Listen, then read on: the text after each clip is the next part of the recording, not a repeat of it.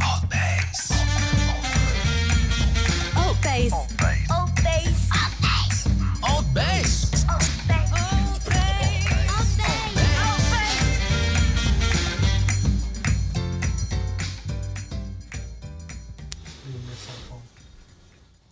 Peace, my brothers and sisters. We're live. Welcome to ALTBAYS Show, brought to you by ALTBAYS.nz. This is show number 59. Yeah! We've been doing this for a few months. How awesome. Thank you so much for supporting our platform. If you haven't subscribed to our channel on YouTube, please do.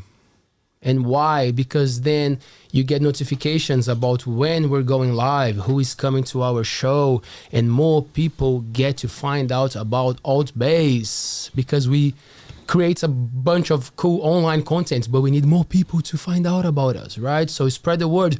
Word of mouth really helps as well, and that's the cool thing about living in small communities. If people like something, they say good things about it, and if they don't like it, they say bad things about it, and we know that that is true. So if you like this show, yeah, spread the word. We are loving doing this, and I hope you're enjoying it too. If you want to become a YouTuber, if you want to run your own podcast, if you want to bring your friends from all over the country, or if you want to do something local, if you think that you have subjects and topics enough to, or if you just want to chat and do your show, if you think you're funny, I don't know, if your uncle says you're funny and you think he's right, do a show with him. That would be cool.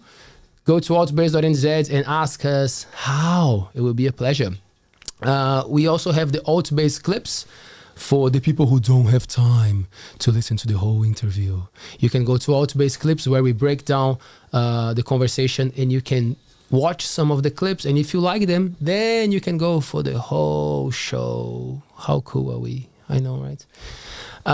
This is also obviously a podcast, so if you are listening to us right now on Spotify, Apple Podcasts, Amazon Music, Pandora, and all those main podcast platforms, thank you very much. If you want to recommend to your friends and they don't want to spend all their data on their phones, they can go on Spotify and download the show and listen to it while mowing the lawns, or what else can you do while listening to ALTBAYS Show, Paea? Running, working out. Running, working out.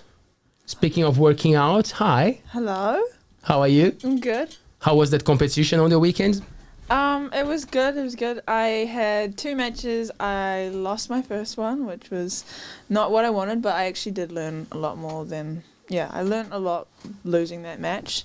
And then I had a no-gi match afterwards, and I won that one, which was nice. I got a guillotine, which is... I've finished... all my I think 3 of my no-gi matches with the guillotine so far. So I'm just going to keep on doing that. Nice. Yeah. So for the ignorant people like me that don't know the difference between like the gi and no gi, like what's the main thing? Gi is like the uniform that you wear in Brazilian Jiu-Jitsu, and then no gi is just basically without it. It's just like normal kind of workout gear that you'd wear. Right. Yeah. And it's like you don't have any grips or anything basically. Right. So that makes it harder. It just makes it different. Like there's different things that you do in gi that you would in like no gi. In gi I can grip you, and like I've got different chokes that I can do with like lapel, and then no gi I have to use like a little bit more of my strength, and I've got to use my arms a little bit more and to like pull you down into positions. No hair. Cannot grab the hair. Yeah, no hair. I can't grab the hair. Yeah. It wouldn't make a difference for me anyway. But cool. Well, congratulations. Acknowledging that even when you lose, you're getting something out of it is pretty cool. Good on you. That's the right mindset. Yeah. That's when you learn the most, I think, when you're losing, when things aren't going right. So, yeah. And thanks for coming back. It's been a while. Thank you for having me. It's great. Thank you. You still working? Yep, still working at the gym and at the pub, which is cool. And I've been doing some music stuff and I heard. On the down low. I heard. I'm aware of that. How is that going? Yeah, it's good. We just I don't know if I can talk about it, but we've been making some stuff. We went through some stuff today, which is cool. Cool. Yeah. Please let us know when it's out there, and we can promote and Let the world know. I'll drop it on here. Yes, please. You'll be the first to hear it. Thank you. The reason why I asked about if you're still working, do you have cool bosses? Yeah, definitely. Yeah? Really cool. Are you saying just because they're listening to it? Or Nah, not? man, like that. I roll with them. Like I'm yeah, joking. yeah. Billy and Buddy, the They coolest. choked me out and I choked them out, so it's good. Cool, Yeah. cool. I asked to Paea because tonight I think we're going to learn a little bit about workers' rights. And, you know, like sometimes you have a great relationship with your boss. Sometimes you think you do. And then things change. And we have the pleasure to chat with Pamela Grealey. Hello. Okay, how are you? Good. How are you? I'm good, thank you for asking me on. Oh, so cool that you made it. Okay, I just have a question before we start. Oh, here we go. What's a guillotine move? So a guillotine is a type of choke that you can do in Brazilian Jiu-Jitsu. Oh, actually, yeah, you can do it in like MMA, but that's where I learned how to do a guillotine. Yeah. Describe. So I basically got your head, and then I use my arm to cut off circulation in your neck, and then you just choke. You can tap or you can pass out. So yeah. Please tap. Yeah, tap. Yeah. Yeah. Before you pass out. Yeah. And probably don't do that in your workplace. At the Yeah. pub. No. Yeah. I don't do that. Yeah. Have you, Pamela? The reason why you do this kind of work, is it because you had some choky experiences with old bosses or employees before? I think everybody will have had that. Yeah, or at least dreamed about it, Yeah. right? You had the thought in your mind. Yeah. Actually, one place that I worked years ago, we had quite an eclectic collection of people that worked with us, so people from different parts of the world, and we had one girl used to say, "What, do you know, really, the best way to sort this out?" And she would mime smacking somebody's head on the desk. Great. Yeah. I don't know if that's the best way to sort it, but You might feel better for that. Yeah. But no, we don't that. But really the reason that we started it was when I came to Coromandel, I was volunteering and I was working with a guy called Benjamin up at the RTS in Coromandel, in the gold mine shop, the recycle shop. And we were talking about bosses and how things are. And we started talking about how difficult it was actually in Coromandel. And we assumed probably across the peninsula to actually get really good advice about work. And we knew some people who'd had some difficult issues. So what we said, so I said, well, what does the union say? And they said, well, actually, we don't have a union. And I'm like, okay, that's not great. So I said, let me do some Googling because, you know, that's one of my top skills. So I went off and I Googled unions for this particular group of people that we've been talking to. And I contacted the union who said, this is who we support. And they said, well, actually, Coromandel, you're too small and you're too far away. We've got more than enough work to do in the big centres that we just can't send somebody out to the wilds of the peninsula so that we can to do that. So, kind of you're a really small number. So we said, okay, we get that. So I contacted a different union and they said, well, yeah, we'd like to help you. And that was First Union. And then Matt McCartan split away from First Union into one union, which was specifically created to support really tiny numbers of workers. But it still wasn't really quite enough for what we needed on the peninsula. So Benjamin and I said, let's start our own. So when you say a union, like I think most people have heard about it and they like when they get a job and they know that there's a union, but like what makes a union? What expertise those people have to say, oh yeah, let's create this, what it takes? So they've got experience in collective bargaining because obviously if you've got one person speaking for many, it's much more powerful. Businesses haven't got the time, don't want to have different conversations with, their 300, 4,000, 10 staff, whatever it happens to be. Excuse me. So a union has a single representative who can, on behalf of the union members, discuss the concerns. They take the issues of the workers in one easy chunk for the employer. So that's the way that works. And it's also then much more powerful because if something's happening to you in a business, if you're unhappy, I can guarantee that there'll be at least one other person who will have the same issue. So there's also that kind of, there's power in numbers, but there's also support in numbers because you've got someone else that you can talk to about that. So you can do all that. The unions also, they need to support themselves. They need to make enough money that they can actually do all this work for you. So they want to collect subscriptions. And the issue that we have on the peninsula is a lot of people are in part-time work. They're in casual contracts. So they don't have regular money that they can put towards the subscriptions, which again makes it quite difficult for a union. So we said we'll set this up, and we're actually set up the Workers' Council as a charitable organisation. So that we can get donations. We can then work with other organisations like with Community Law Waikato, or anyone that will actually provide us with information. And it also means that we can apply for grants because we want to do some education for people about how work should be. So we want to go into schools and tell students, right, when you go to work, this is what's expected of you. And this is what you can expect your employer will do for you. And then we're also looking at setting up for small businesses because we know how difficult it is. Because I also have a small business. It's really, really tough. So again, we want to help people. So I'm also a business mentor. So I then help people with their business models. And we're saying to people, if your business can't take a rise in a minimum wage, then actually we need to look at your business model. Okay. That's a good way to approach it. So we're trying to get that whole circle of employer-employee together. So we're happy to help employers with, is your contract fit for purpose? Do you have any clauses in there which actually you shouldn't have? Are there things that you're doing? Are you charging people for uniforms? There's things which actually then means that they're on under minimum wage. So there's a number of things that we look at around there which we say, actually, you might want to rethink that.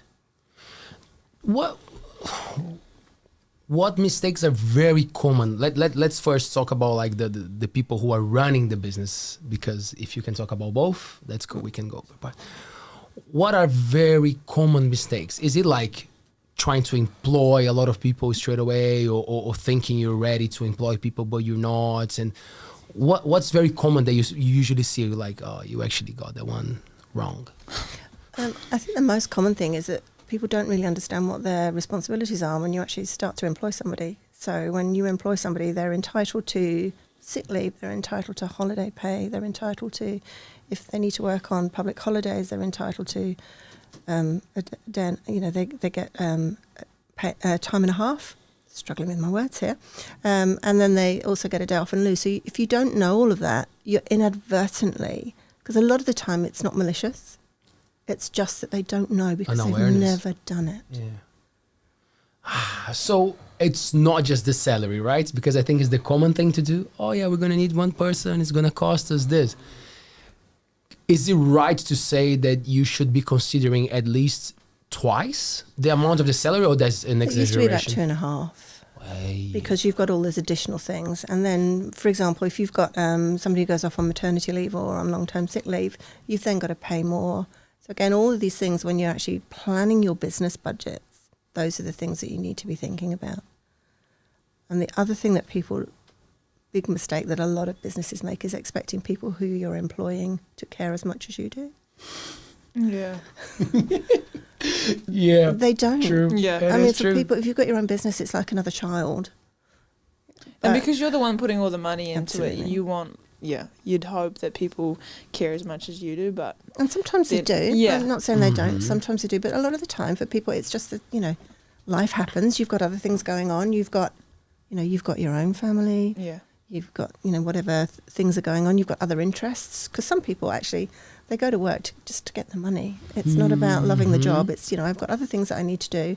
Actually, I want to earn enough so that every 6 months I can give up my job and, travel the world, play my ukulele or whatever it happens to be. There's things like that people want to do. And again, I think employers need to consider that.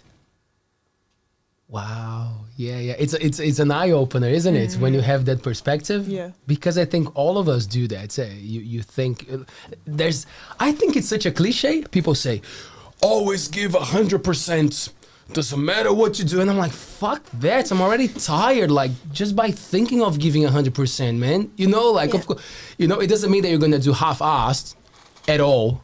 But like that, it sounds like a boss mentality. You know, like it sounds like the one who is after the profits. Yeah. Or give 100% and then it will come back. Yeah, of course, you know, like it's your business, it's your passion.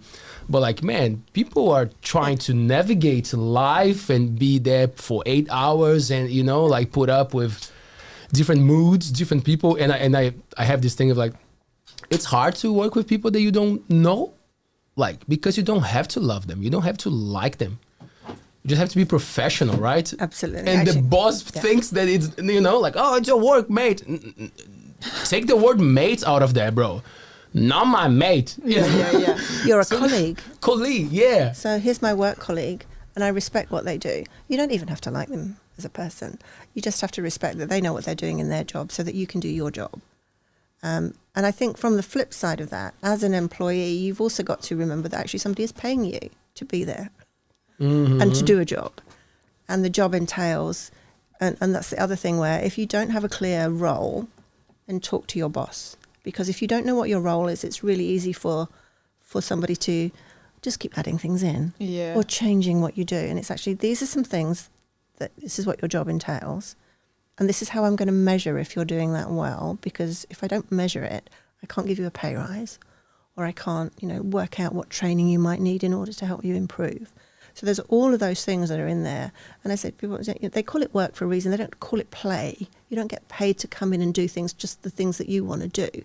There will be things in your job that actually you find boring and not edifying in any way, shape or form. But actually you've agreed to do them for the money. So you do them. And then you can do all the other stuff and you'll get more of an opportunity. And I think that's where there's that little bit of it's an agreement that you're making when you take on a job, and you're agreeing to go and work for somebody to do some things for a certain amount of time, for a certain amount of money.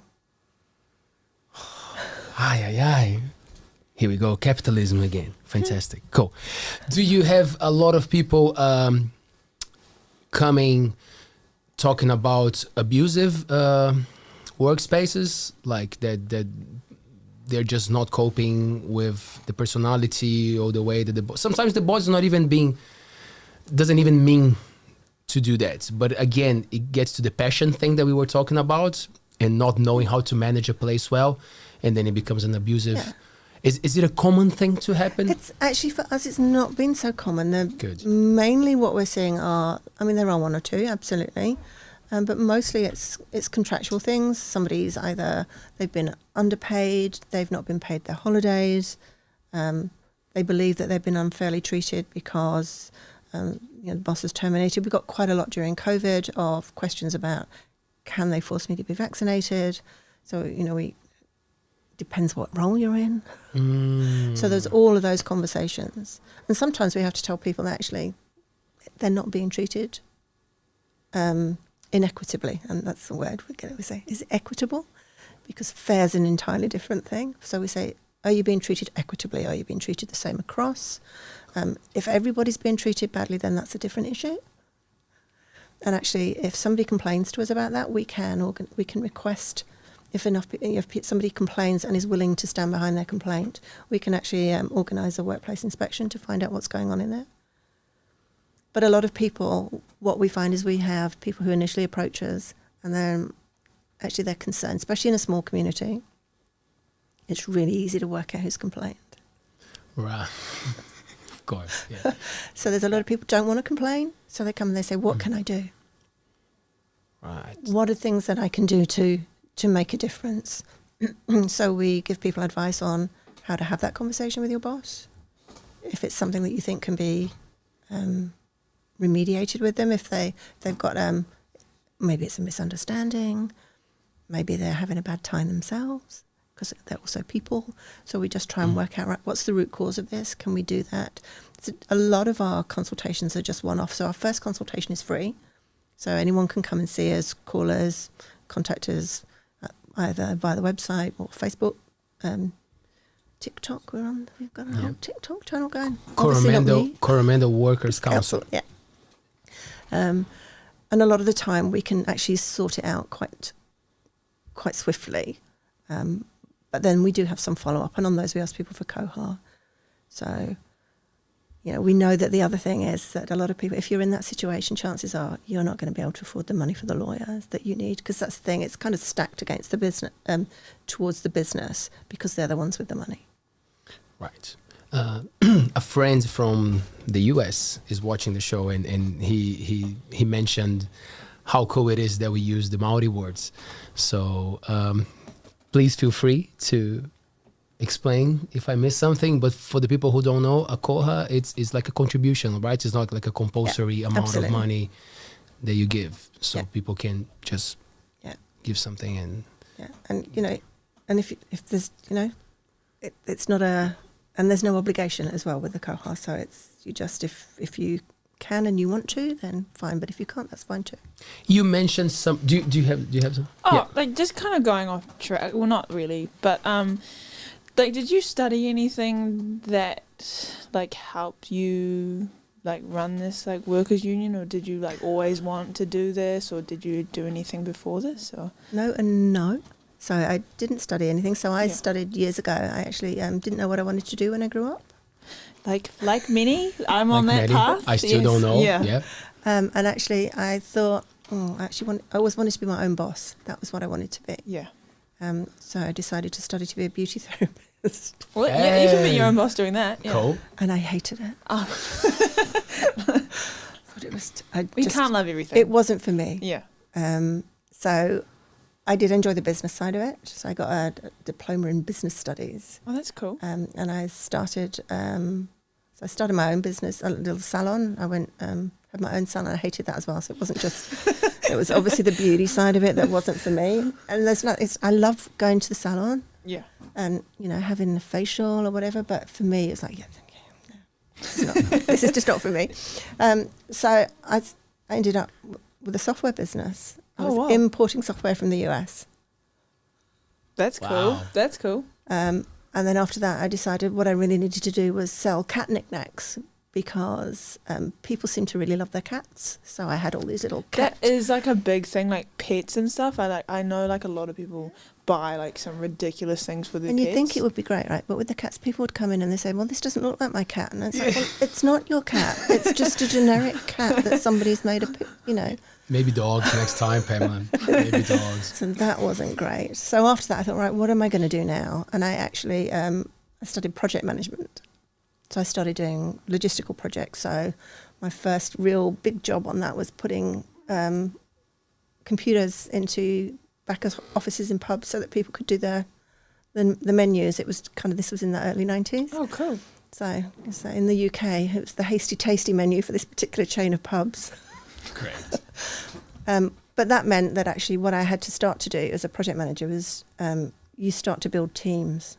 So you start, and that was where kind of that whole, I guess, the people side of it came out, because it was like, right, he's great, but he's never going to be able to work with that one.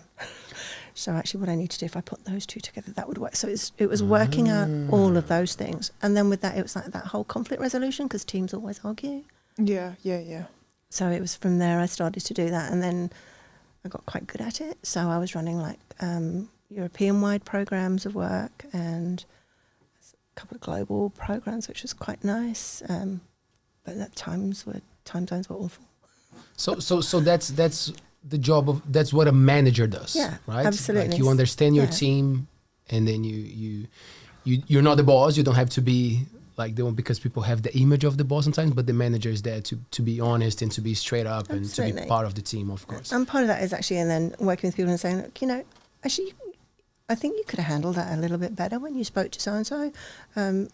You didn't need to say it in that tone. You could have done this, this and this. And then finding people, right, okay, let's give you some training. And training is great, but it doesn't teach you how to do it. What it does is it gives you tools that you can then use. Right, actually, I recognise that. I'm now in a situation where it's no good me just saying, this is what you have to do. I'm going to have to use I'm going to try and influence you. I'm going to try and work out what it is that you need to do in order for you to, I'm not going to say enjoy, but to actually better understand why you need to do it in this way, or what the outcomes need to be. And I'm quite hands off as a manager. I used to say, this is what I need you to do. I don't really, within reason, this is how I'd like you to get it. But this is the outcome that I'm looking for. I think that's like a really good way to look at things, because like I think telling people to do things and like expecting them to do one thing is also really hard, because like I find that I don't want people to tell me. I want people to tell me what to do, but I don't want them to like walk me through it. I would like to find my own way. Like, you know what they say, like you can't lead a horse to water or something like that. Yeah. Or you can't tell a horse to drink, you can only lead it to the water. Do you find that a common thing? Is it humans are not big, or it depends on how much they're getting paid? Well, I think it depends on the role that you're doing. So Yeah. again, there's certain things where actually you have to do it a certain way, and that's fine. And then there's certain things, and people are different. Some people do want that. Can you tell me exactly how you want me to do this? Sure, I can do that. And if somebody says, "Oh, I'd like to work it out on my own," is that okay? Yeah, sure. Let's try that. So I mean, I think part of being a good boss is actually listening to the people that you've got working in your team and just saying to them, right, how do you want to do this? What does that look like? And admitting when you haven't got it right, because we're all human, we don't get it right all the time. And just being able to say, oh, actually, sorry, my bad. Should have done, being big enough to say, oops, messed up there. Because I think if you don't get that honest feedback loop with somebody, it's never going to happen. And I think that's where we go wrong a lot of the time, where we don't train people. Manager's a job, leader's a different thing, because you don't necessarily have to be a manager to be a leader. You can see some people are natural leaders, people follow them, and they're great. And they're the ones that you can, if you recognise them in your team, actually you think, let's see what we can do. Let's give people the opportunity. Because again, the theories of the psychology behind all the management as well, the various team building things you can do and all the various, I think, colours at the moment. What colour are you? How you deal with something. If you're green, you're more likely to be helpful and consultative. And if you're... How do you find out your colour? There's all these online tests that you can do, or you can get people in. I'd like to find out my colour. I want to find out my colour Or too. you can do it as an animal. There's a variety of animals. What animal are you? What animal are you, Brett? What animal? Yeah. I thought we were talking about colours, animals. I'm just saying there's different ways you can do it. You can be an animal, you can be a colour, you can be a personality type. I'm sure I'd be a hard to like animal. Maybe mongooses are cool. Maybe a weasel. Like a porcupine. Yeah, porcupine, there you go. Thanks, Cute, but man. hard to love. Just a quick Porcupines are good. insight that we have tonight. The pleasure to have Brett and Hector here with us. So thank you. They are listening. Thank you. Carry on. Okay. Animal, color. I like it. But again, with that, you look at that and you build your team around. So everybody's different. You've got your personality types. People want to do things differently. They want to work differently. Okay, and let's see if you can do that. And sometimes actually, the kindest thing that employers can do is manage somebody out of the business, because they're never going to fit. But again, if you're going to do that, then the way you should do it is have that conversation with them and help them, train them, get them ready, support them into a new job. I like this. We're going deep early. I like it. So we were talking before that there are good techniques and ways of approaching, like how to come and talk to your boss. So like, I think some topics are quite... I think most of us can relate. Something that you're not enjoying doing, or you're thinking that is not for you, or you think that you're doing more than you should, or you want to ask for a pay rise. So can you just take us, obviously people pay and to see you, but we have a very broad audience. So I think some tips might fit a lot of people. What are good techniques, things to train when you're coming to talk to someone who holds power over you? So recognise that actually they're a person as well. So you've got to try and connect with them on that personal level. So it's, if you go in and you forget that you're talking to a person, that's really it's upsetting, even for senior managers, when somebody comes in and just it's like, well, hang on. This is not, this is not how I'm expecting you to talk to me. They're not expecting you to bow down, but they're expecting you to treat them like a human. And the other thing is go in there with an idea in mind. So do your research before you go in. Have a look at what similar jobs, and when I say similar jobs, what I see a lot of the time is people come to me and they say, I'd like more money. And I've been benchmarking, and they benchmark themselves in an entry-level role, so they've only just started doing the job. They've got maybe 6 months of experience doing that particular job, but they're benchmarking themselves against head of departments who've got 5-6 years experience in that. It's like, okay, let's be realistic about what you're looking at in a role, and then say why you deserve that pay rise. So what have you done in that past 12 months since your last pay rise? Unless it's you've been promoted and you're still not being paid more, that's a different issue. But if you're still doing the same job that you were and you've just kind of worked through the year, you sell yourself. That's your opportunity to sell yourself. Why you should pay me? Because a lot of the time, especially in the larger companies, they've got a set budget.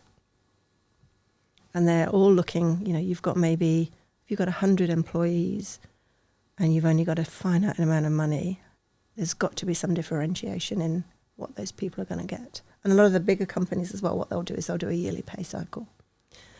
But if it's something that I think you need to pay me more because of this.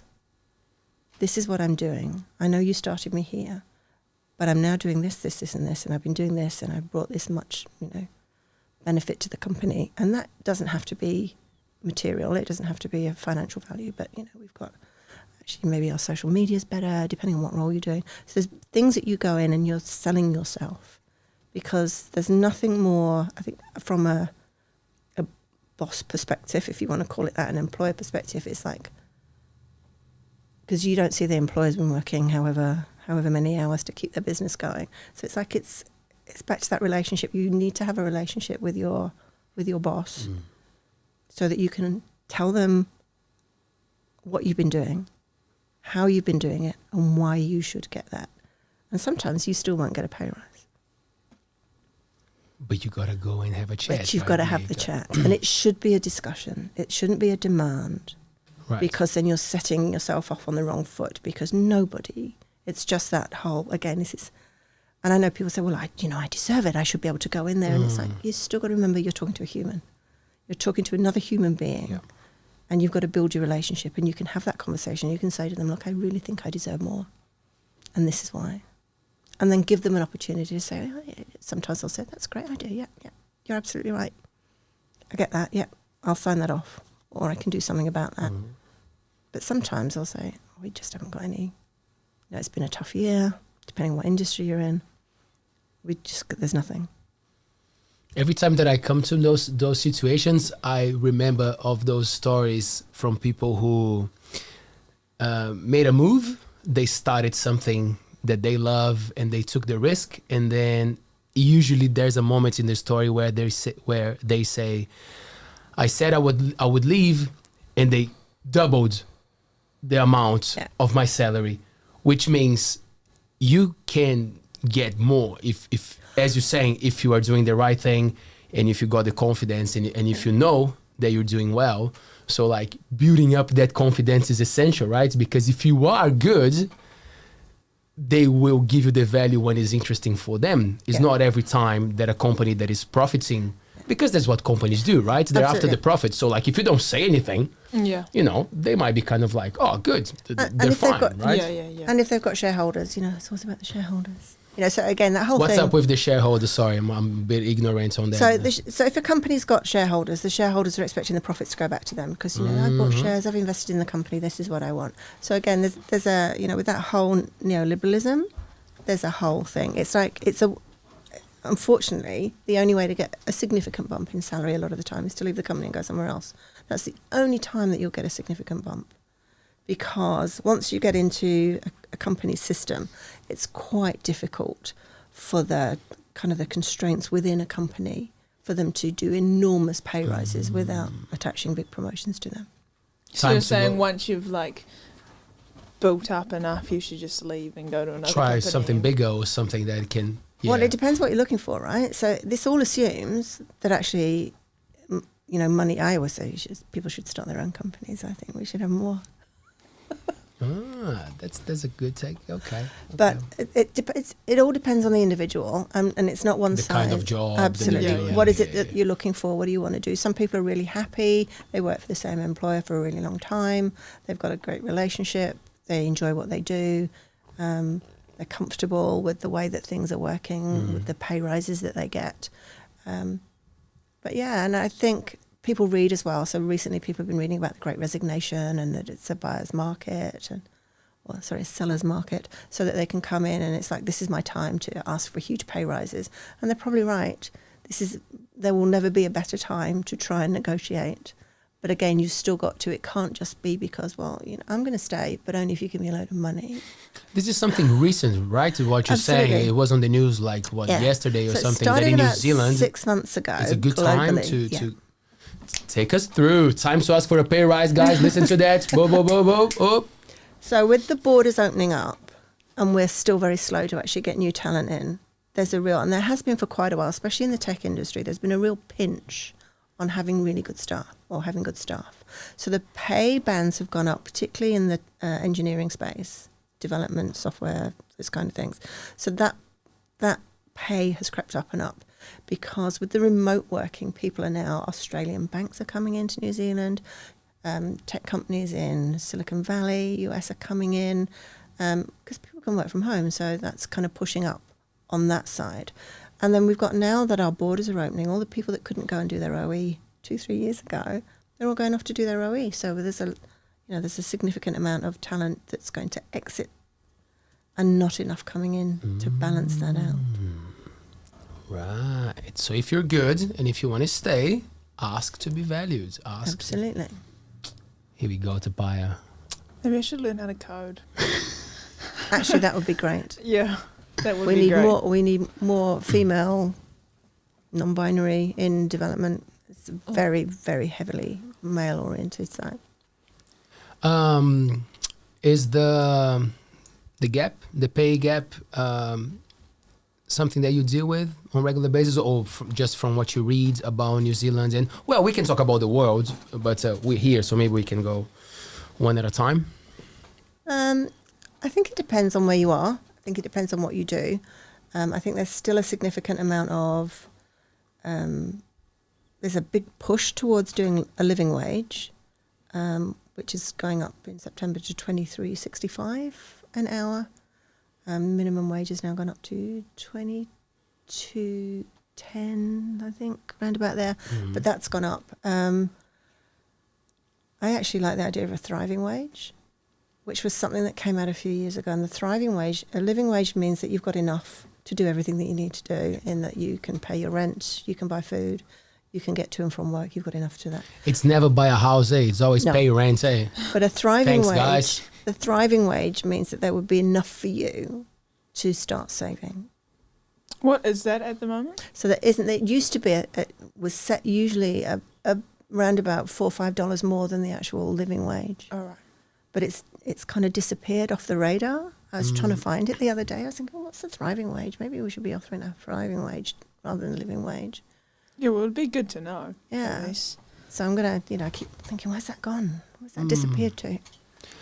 I think that there's a little bit of a psychology involved as well when you're talking to business owners, to make them understand that, of course, it's hard to set up a business and to keep it alive, because it's very common to hear people saying, oh, I actually like my job and I don't mind that I don't make that much, but at least I don't take work home and I'm done. Cool, fine. And then the boss has to worry about those things.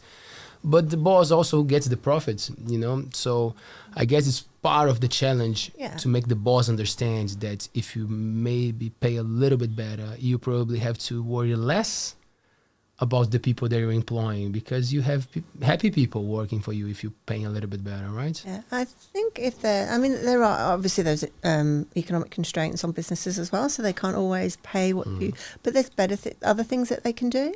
So you could have, perks doesn't make up for money. Actually, it'd be great if we could just pay people a decent wage. But there's things that mean that maybe you can bring your dog to work. You know, if you've got rather than having to pay expensive, or they've got some kind of creche facility so you can bring your baby and leave them there. So there's different things that they could do that would sometimes go a long way towards, I can't pay the top, but I'm going to pay as high as I can on these salaries, and I'm going to try and make it easier for you to come into to work. I'm going to be flexible about you can work from home. I'm going to be flexible about, you know, if you need to come in the office, well, you know, if you can't get in there until 10 o'clock because you've got school drop-offs and things like that to do, I'll be flexible with that. So I think there's a little bit more give and take, and especially in a small business, it's really, really difficult. Because if somebody goes sick, then and you're the boss, then that's it, you've got to do it. So I remember when I was running my own, like, really small businesses, it was really, if somebody didn't come in, I had to do it. Like with the cat knickknacks. You know, if somebody called in sick, I was the one that had to go and, all right, nobody's turned up today. All right, I'm going to have to go. You gotta do it. Yeah. So there is all that pressure on being a boss. But typically you do it because you've had a great idea and you think that the world needs to share your idea, or you just particularly, so some people are inherently not suited to working for someone else, and it's like, just bite the bullet and start your own business. Find something that you want to do. What things are going... Well, before this question, I'll just say what I think, but then is a question there. I think the way that we're going nowadays, the flexibility with time, it's gold. If you are the kind of business that can offer that, I think you're already winning. Then people won't worry too much about the money. Of course, as you said, money is essential, but Absolutely. If someone comes to you and say, get the job done, I don't care if it's going to take 8 or 5 hours. You know, like that kind of mentality. And we were talking about it last week. I think it's New Zealand, Australia, and there's 2 other countries that are doing the 4-3 experiment of working 4 days per week and rest 3. But the productivity is the same. So you deliver what you have to deliver. Right. And you get paid what you were getting paid. But they drop a day to see if people will continue delivering, you know, in less time. And I think in the long run, it sounds a lot better because you've got more time to rest, and then during those 4 days, you're well rested and you want to work better. Well, hopefully that's how it goes. What do you think? It depends on what business you've got. So you've got businesses that can't do that. Yeah. But actually what you could potentially do, so for example, if you're like the muscle barges, they do already, you know, 4 days on, 4 days off. You know, so people already have that. I mean, that's an entirely different kind of business. But if you look at, say, a lot of tech businesses, depends where the customers are. So, you know, if you've got customers in the US, actually you could probably have Mondays off, but then you've got to work, you know, their Fridays or Saturdays. So you've still got the challenges of how do you work that? Do you split your workforce so that you've got some people doing, you know, kind of 4 days here, these 4 days. So there's different things. And I suspect we are going to move a lot more towards things like that because people are starting to recognise that actually that culture, it was really the 80s and 90s where, you know, greed was good and everybody was working all the hours, and there's still that really badge of honour where people, I'm so busy, I'm flat tech, oh my goodness. And it's like, that's not really... I do remember having a conversation with a team member a few years ago who kept saying to me, I'm so busy. And I said, well, let's have a look at what you're doing. And he said, well, I'm really busy. I said, but why are you so busy? What is it that you're constantly working all these hours? Are you using your time wisely? Are you actually... Because actually incompetence and overwork look the same from the outside. So you don't know, is it that do I need to give you some training to make you more efficient? So that you know actually what you're supposed to be doing. You're making a lot of mistakes that you're constantly having to redo. And he was. Wow. Yep. Yeah, but, you know, I can give you time back by helping you do your job better as opposed to just... But he loved it. Oh, I was here till 9 last night. Oh, my goodness. I think people do like that. I think it's like a part of like the work culture. Just like people enjoy, like, well, I don't know if they enjoy being busy, but they like to say that they're busy. Yeah. And it's not that great for our mental health, is it? It's not absolutely. Really. I mean, I think this shift recently as well to being more aware of that and having recognition of sometimes people just need a mental health day. Sometimes in the US used to call it duvet days, where you could just ring up and say, I'm taking a duvet day, and you could stay in bed all day. Was that a thing? Can you do that? It depends on your company. But I think people are moving more towards that, and there's much more advice and support available. So a lot of companies now are running that EAP system, which is a confidential counselling service. So the company pays for that, and anybody in the company can ring up, they can use it, they get some counselling. What happens with that company is they don't tell you who's using it, because it's entirely confidential, but they will give you feedback so that you can start to spot trends, to see, actually that's the, seventh employee that's having conversations about overwork or bullying or something. So you can spot the trends that are happening in your workplace, and you can start to put some proactive steps in. If they're starting, actually we're recognising there's a bullying culture happening over here, right, let's stamp on that, let's see what we can do to make sure that gets worked through. Why are these people over here, why are there so many people calling in with stress related issues, right? What's going on in the organisation that's making that? So a good employer will look at all these signs and say, right, what am I going to do to make it better for everybody? Because if you've got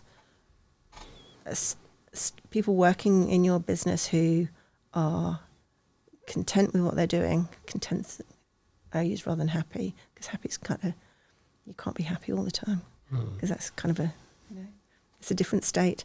But are you enjoying what you're doing? Are you getting the appropriate training for what you're doing? Are you being supported by your management? That means then that if you've got somebody who's got all those things, they're much more likely to turn up to work on time, to do the work, or have sensible conversations with you about why they're not doing the work. Because you can see a lot of the time where people react very badly to a request, the question shouldn't be, what's wrong with you? It's like, all right, what's going on there that's made somebody react in that way? So what is it that's not happening there? Have they got trouble at home? That's always are they overworked? Yeah. What's going on in there to make them react in that way? Because a simple request shouldn't spark an outburst. So again, it's all of those things, and part of that is knowing, right, what question should I be asking? I give people timeouts. I say to them, would you want to go and take a few minutes? Cool. And I wanted to link that with a question, because you said, sometimes it's not just about the money, but it's also the work conditions, what you're offering. What do you see that proves being like quite successful in New Zealand or in small communities? Like what you definitely the thing with a space for children, we know that one can work, or being a bit more flexible at the time that you start. What other things are good tips for people who are starting their businesses that they should consider? Let's have a good working environment. So are the desks suitable for somebody? So there's a big, probably a couple of years ago, sitting was the new smoking. So can you give somebody a desk that stands up? Can you give people ergonomic chairs that mean that they're properly? Do you do a workplace assessment to make sure that actually, because you're supposed to sit with you, especially if you're at the keyboard a lot, so are your arms in the right position? Is your head in the right position? Are you taking enough breaks from your screen? If you've got a seated desk, are you standing up enough? So it's all of those things that you have to make sure that people are doing, so that they're comfortable in their environment. And sometimes it's just things like offering a few snacks. That works with me. I like food. Anything involving food, I'll just do it for free. I don't even care. Yeah, some places do catered lunches a few times a week, because it takes the pressure off you always to have to think about it. Have breakfast cereals handy for people, because sometimes the kids have been playing up, like you haven't had time to eat, and you get to and if you're hungry, that can lead to get hangry, or your blood sugar drops. So there's little things that you can do, and also have quiet spaces in the office, because you've got people now. Just to be constantly on is really, really hard work, and people react differently to that. Some people are really extroverts; they love it, it's great. Other people are just like, I'm done now. I just really need to just go and decompress for a few minutes, and be able to provide them with somewhere, quiet room where they can go and just go and have 10 minutes, all right, I'm going to go for a walk around the block. Have walking meetings. That's always great if you've got the opportunity. You're having a meeting with somebody. So you go and walk. And that's quite fun as well because you're never looking at them in the face. They'll tell you things that they wouldn't tell you normally. And the brain kicks in, right? Absolutely. So you get more going actually when you go for a walk. So there's a lot of really good things about doing that, unless it's raining, of course. And then, Let's go get wet and come up with some ideas. Well, you could make some good ideas while you're walking in the rain. I do enjoy walking in the There rain you go. sometimes. If the job allows, Yeah, why absolutely. not? Get your gumboots out. Off you go. Yeah. Get creative. What are the things that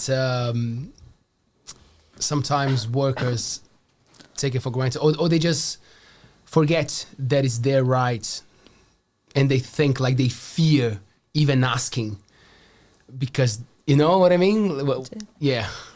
So a lot of the time it's things like, I do need a break now. So I see that a lot, where, especially in small companies, where actually, so if you're doing a 4-hour shift, you're entitled to 2 10-minute breaks in there. If you're doing 4.5-hour shift, you're actually entitled to a half-hour break as well. Now that break doesn't have to be paid at half an hour. That's not but you have to allow somebody to take a half an hour. And people forget that. And they think, well, it's only 4.5 hours. And it's like, yeah, but I'm still entitled. And a lot of people do need that break. Right. And again, so if you look at the length of your shifts, there's certain times that you have to. So an 8-hour shift, you have to have a total of, so you get 2 paid breaks and 1 unpaid half an hour. Right. Do you think the way that we deal with the sick leave, it's a good system? Could be bettered, or it was great that they moved it to 10 days from the 5. So up until last year, it was only 5 days sick leave that people were entitled to. I think, are we up to 10 now? Good. yeah, which is good. I think if people are sick, then they should be left to be sick and come back in.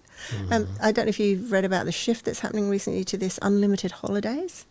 Oh, tell me more. So they call it, but with the unlimited holidays, what they do is, so you don't have sick days, and you just take the holidays that you want. You have to, obviously, I think that's going to be an interesting one, I think. So they're saying at the moment what's happening is that people are taking actually less holiday than they were when they had, and it's better for a business because you don't have to pay out if somebody doesn't take a holiday. But actually, what I think should be happening is, again, that badge of honour where, I didn't get any holiday this year. It's like, why have you got days left over? Why have you not taken your holiday? Everybody needs to take the holiday. And most places only give 20 days a year. It's like, just take your damn holiday. Take it. Paid ones. Paid ones. Paid ones.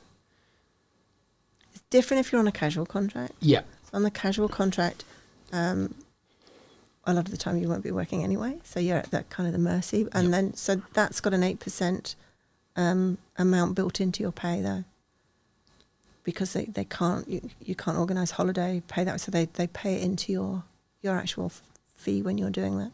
Right. Is there anything that I think I know the answer, but you just told me that things changed recently. Is there anything that you can do with your sick days that you didn't take? You can, I know that they accumulate. So they accumulate. So, for example, a lot of companies will carry it over. So you get 20. So you can get up to a maximum of 20 days of sick leave. So if you don't take any of your sick leave year 1, but you're really sick by the next year, you've got 20 days. Cool. So if you don't take those 20 next year, does it 20? go? No, it's still 20. It stays at 20. And if you just don't take it, you lose it. There's nothing. It doesn't get paid out. So it doesn't get paid out like holiday pay gets paid out if you leave. And there's you've no still got prize holiday. for not getting sick. Eh? No, There's no good on you. You think it would be great if, I mean, personally, I prefer not to be sick. I'm asking because I've taken like not many years since I started my current job, and I often think about that. It's like, I'm not proud of not being sick and giving shit to the people who do. That's not the point. But like it's something that I'm entitled to, and I'm like, oh, what's happening with those days? Yeah, so that kind of that like no holiday, kind of unlimited holiday pay. It's going to be interesting to see how that plays out. Whether there'll be I suspect there'll be people who'll take heaps of holiday. Some people will take no holiday. But again, with that, you've got to be able to work it out in the system. So, okay, so you've asked for holiday again. Who's going to cover your work? Because that's the thing. So, like, if you've got 20 days holiday and you know that somebody in the team's, so I'm going to go away on holiday. I'd like 2 weeks off, please. Thank you. And typically what happens then is everyone looks across, right? Who else? Is there somebody else on holiday in that week? Who's going to pick up that work? Or have you managed to pick a time where actually it's not going to be that? Because a lot of businesses, small businesses, struggle. If somebody goes on holiday, somebody else has got to pick up that work. Because you're often running really lean. So it's going to be an interesting one where people say, right, I'm off for 6 months, bye. Yeah. And I'll be back. Because that's the thing in New Zealand, right? You cannot just fire someone. You need a lot of reasons. Rightly so. There's processes that you've got to follow. So you have to advise somebody that you're unhappy with the work that they're doing and why you're unhappy, and then work with them here, create a program. These are the things that we're going to do that you need to improve. I want to see this, I want to see this, I want to see this. We'll give you, if some of it requires training, you have to give them the training that they need in order to do that. You have to lay it out really clearly. You have to put scheduled meetings in so that you can check that the progress is happening or not happening, as the case may be. And you have to go through a stringent process, and rightly so, to stop firing somebody because you don't like the shoes they've worn that day. Are there any times where you can just fire someone, just like Gross misconduct. So if they've come into, if they're like stealing, absolutely violating security laws, depending on what you're doing in the company, providing your private data, internal data to somebody, that absolute no. Violence, anything like that, it's absolutely yes, you can. But for the most part, you can't get rid of somebody just because they're annoying. So pay attention to the nutcases that you're hiring before, because it might not be that easy to kick them out. And be nice as well. Well, if you're on the other side of this Well, just if everybody was nicer, surely that would be easier, right? No. I'm loving this. This is cool. Foreigners, people employing people who come from other countries and getting their conditions with visas and everything, but also sometimes taking a little bit of advantage of them being, sometimes they need that job, right? Is it something that it's part of what you do and what you studied? And because you're from the UK, is that correct? You said. So when did you come? Let's just start a little bit before. When did you come to New Zealand? So 2010. But my partner's from Taranaki, and I met him in the UK. And we decided, it'd be quite nice to retire to New Zealand, wouldn't it? So we, instead of paying into a pension fund for a while, we bought a house out in just way past Aotearoa. So we thought we were going to go and live out in the lovely East Cape. That was going to be gorgeous. And then we got an opportunity, and we moved to New Zealand, in his case back to New Zealand in 2010. And we ended in Auckland, which was great. Quite, for a city, it's quite nice, but we lived in rural UK, and I wanted my chickens, so we said, all right, how can we? It was too far to go and live out in Whanarua Bay, and actually the communications was terrible. There's no cell phone coverage. Got we got broadband, but it meant you couldn't leave the house. Oh, jeez. Because if you were waiting for phone calls or you doing things, so it's not like you could go without your mobile phone and just go anywhere you even like. going in the garden. It was like, oh God, nobody can get in touch with me. I'm going to go back. So you kind of that's nuts. Yeah. So we were having conversations, how are we going to do this? And we decided that we drew a circle around Auckland, and we said, if we could do 3 hours, seems like a reasonable, because it's close enough that you can go if you need to, but not so close that you're tempted to go every day. So we drew it, and we thought, right, so we were going to look at Raglan, we were going to look at Hokianga, look at Coromandel, and he put some alerts on some real estate, and he said to me, we've pinged up one in Coromandel. Should we go and have a look? So we came and had a look at it, and then that weekend we said, let's move to Coromandel. That's it. Oh, that's quite cool. Yeah. Cool. And that was 2017 we bought that. So we've been in Coromandel since then, which is pretty cool. Good place to be. Yeah, absolutely. Now you've got your chickens. Got my chicken. Yes. in a beautiful community as well. Right? Oh, it's just fabulous. And we didn't know anybody when we moved. So I did some volunteering, which is where I met Benjamin, which is quite cool. And I did have a year of saying yes. So if anybody asked me to do something, I'd say sure. So I ran the business. Like the movie, like the Jim Carrey movie, right? Is that the one that he says yes to yes, everything? man. Yeah, is that right? Yeah. Did you have to put the Harry Potter costume as well, like him, or you didn't I get to haven't that? seen the movie 'cause Okay. I don't like him. Oh, really? I think he's awful. Yeah, I'm kind of on the same vibe as well. I won't watch anything that he's in. It's just no. Sometimes he annoys me. Yeah, I just think stop it. Damn. But go him, he's done so well in his I want to career. defend him, but like I don't see the points. Everyone here doesn't like him, so it's all right. It's all right. Carry on. Anyway, So I ended forget up, about the movie. It's not even that great. colour me surprised. So, okay. So I ran the business association for a year. Actually, I closed it down because nobody wanted it. So it's like, and I warned them. I said, they said, will you come to the meeting? Sure. And then nobody put their hand up to be the chair that year. And they said, Pamela, would you do it? Yeah. I said, but if we still get this like apathy for the next year, we'll close it. So we closed it. So be careful when you ask me to do anything.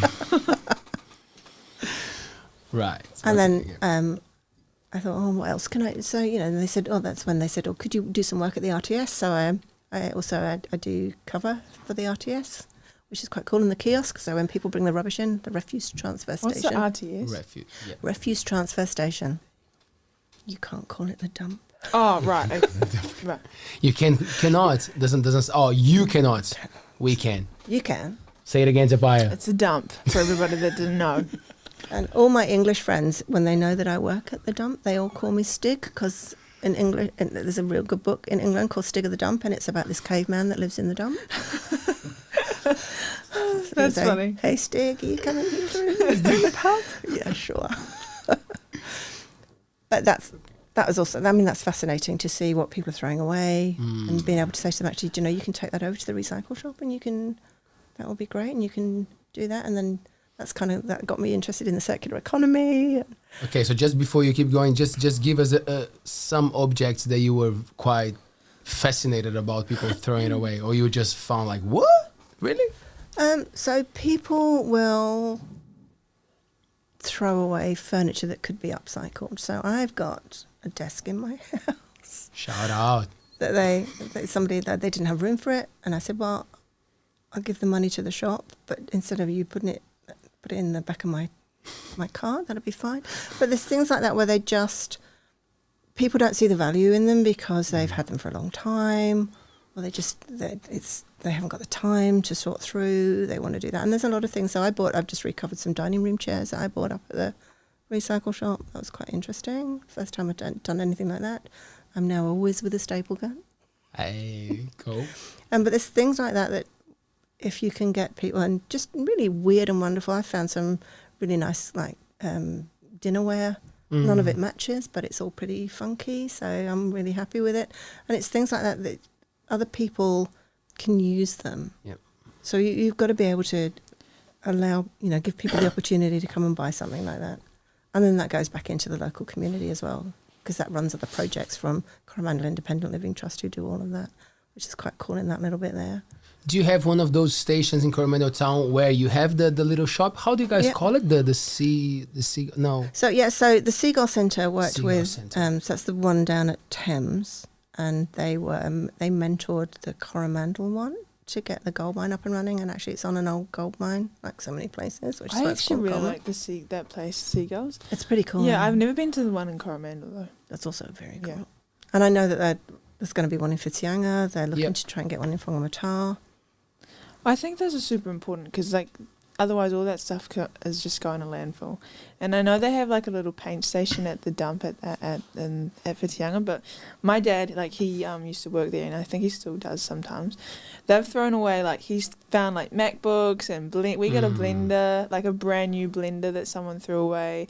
And people throw away, brand new things that they, haven't even opened. I just think that's really stupid. I love the idea, and I'm all up for it, but just a bit of a devil's advocate.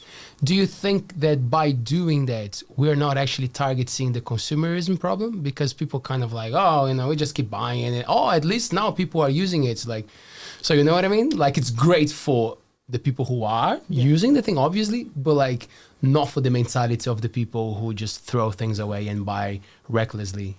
Is there a thing? Is that a... That is a thing. And then what does happen is at some point, you can't take any more donations into the shop because you've got nowhere to put it, you've got nowhere to store it. And with the electrical goods, certainly the one in Coromandel, they have to be tested. So you can't sell them unless you've tested them. And you don't test them to see if they work properly. You just test them to make sure that nobody's going to electrocute themselves. Fair enough. Because nobody's got the time to do all that or fix them. And yet, you're right, it doesn't. It's not addressing, we're not addressing the root cause of this rampant consumerism. But definitely something, right? I agree. As I said, I agree 100%. But I think it'd actually make people more aware, because if people realise how much stuff's actually going into landfill and like that they can actually use it, I think the people that are going to those stores will just be a little bit more aware. Yeah. Because some people don't even know what's actually going into landfill. True. It is a big problem, eh? It's a huge problem. Huge. And a lot of the stuff, so, you know, someone will bring it in. But what they've done is the manufacturers have built in obsolescence to it. So it will break after a certain amount of time. Or if it breaks, you can't fix it. So that whole concept of, 20 years ago, you'd repair your TV set. But now if your TV breaks, it's so difficult to, and they're all electronic, you try and change the motherboard and you split the screen because you can't get the back of the TV off in the same way that you used to be able to. So it's the same with, with your MacBook. You have to send it away if you've got a MacBook. That's great. And you send it away because you've got a cracked screen. Actually, it should be that you could take it to your local repair shop and they could do it for you rather than you have to find a Mac repairer. I think that's how they just keep making money. It and is. then it's too hard to update, so you just forget about that and you just buy another one.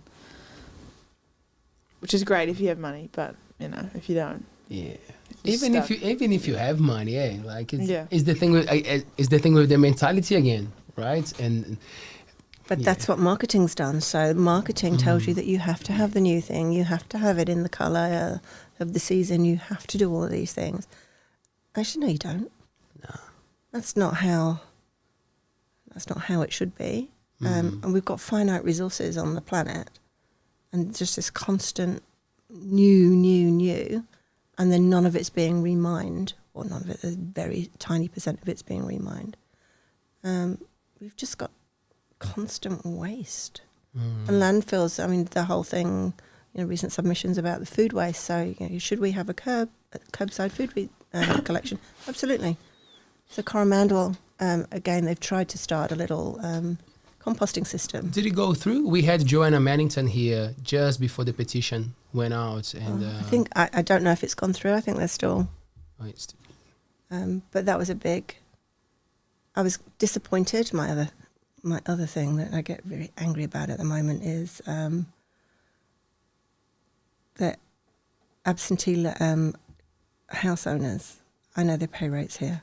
But they're actively, come and have a vote. Come and have a vote in here. And actually they tend to vote in their own interests, of course, like most of us do.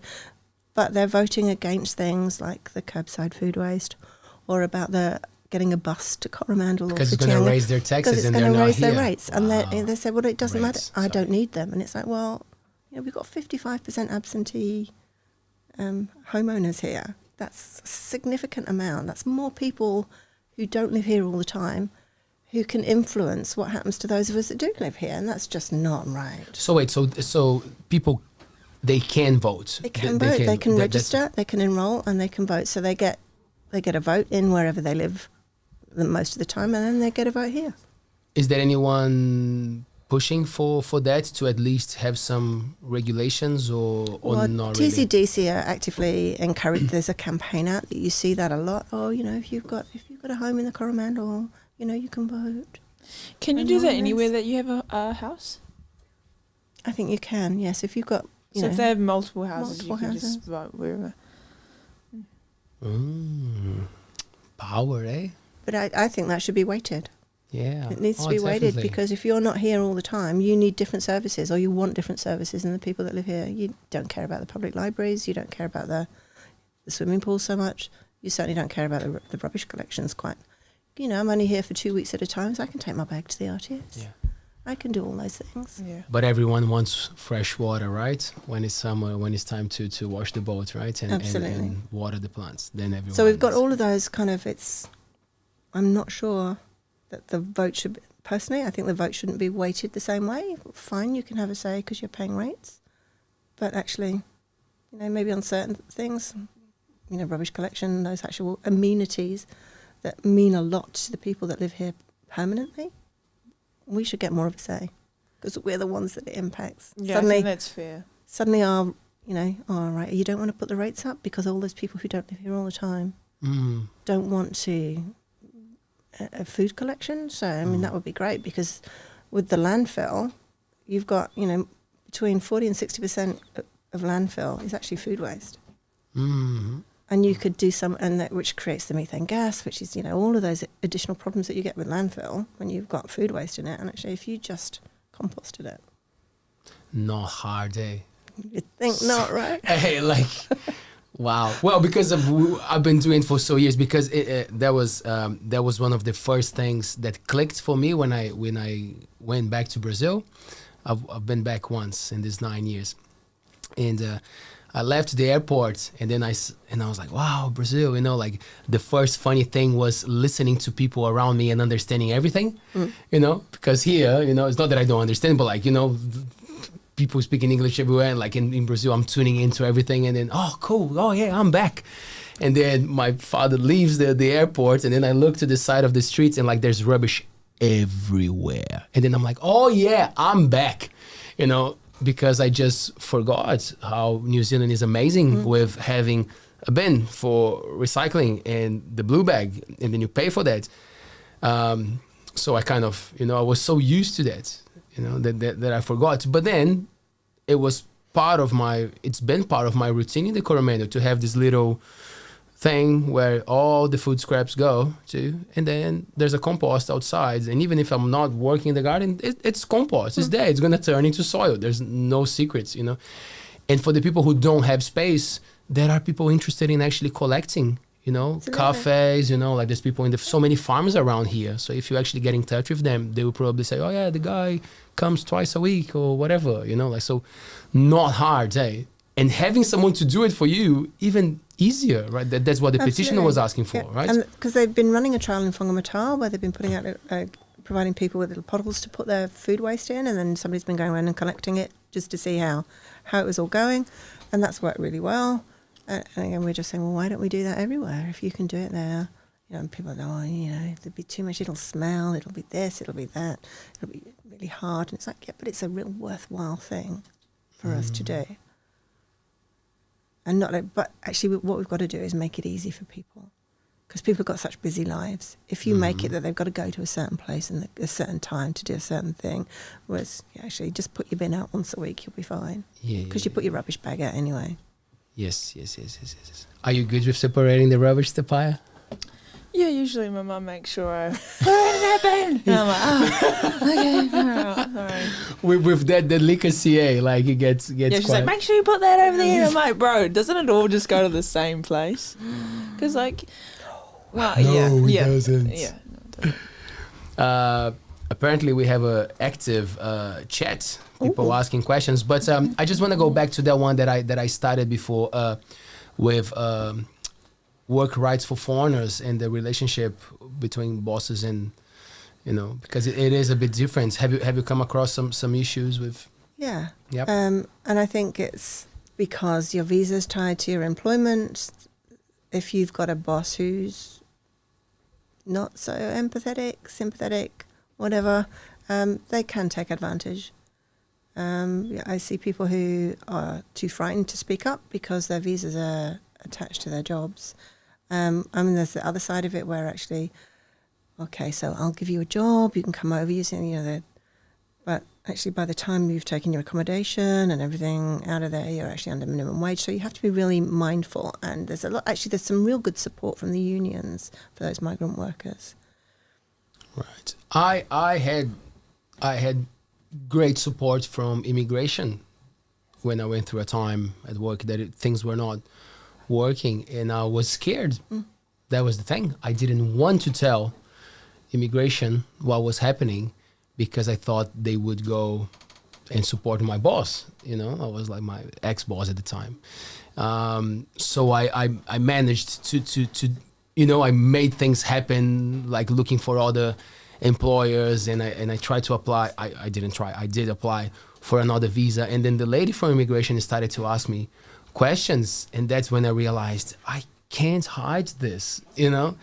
And she was the most supportive person ever. She was like, "You should have come to us straight away. Like that's why we're here for." People have this impression that immigration is tough. Well, of course it is, you know, but they don't want you to be in a bad situation, you know. And that's when I started to value myself here. I was like, wait a minute, I don't need these people. They need me. I got the skills, you know. I'm the guy here, you know, running the show. Well, you know. You know, like in my mind, you know, telling myself, obviously not the boss, but like just to feel good about myself, I realized that. And then I started to talk to more friends, more foreigners, and like they all had the same mentality. They were like, oh, it's hard to say something, you know, like even to speak English with your boss sometimes it's hard, you know, like, and then imagine saying that you're not happy at work. And I was like, man, they need us, you know.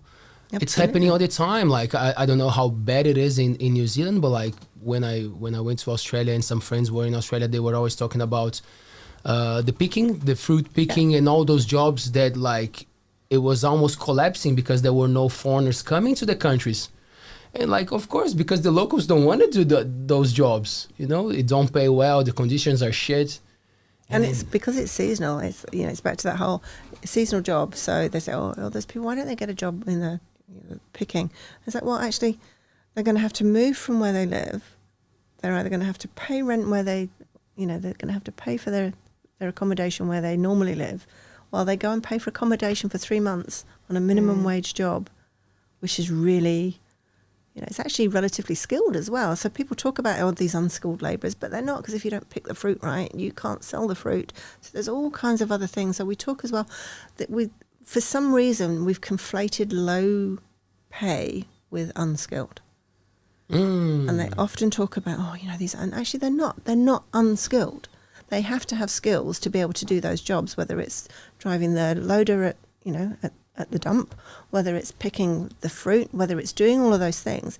There is a skill involved. I mean, let's look at who were the essential workers during the pandemic. Mm-hmm. It wasn't all the people sitting in the offices, in the, you know, in the banks and wherever. It was the cleaners, it was the nurses, it was the porters in the hospital. The guy driving the truck. Absolutely, it was the bus drivers. It was all of those people who people talk all the time, oh, these unskilled, but they're not unskilled. They're essential workers and they need to be paid. If you look at it, and the other thing that annoys me as well is they just need to work harder. Rubbish. Ooh, meritocracy. Fuck that. If it was about working hard, then you know, all those people in these unskilled jobs would actually be very rich. Would be millionaires. I've got a quick question here from the back seats, if that's all right. Are you going from for the back benches? But are you going for the live chat or just your question? Separate one. Yes. You can do the live chat ones. That's all good. I'll let you do that. If you say you were unhappy in your job or felt that you were underutilized, is there any? Sorry, I'll look over top of the monitor.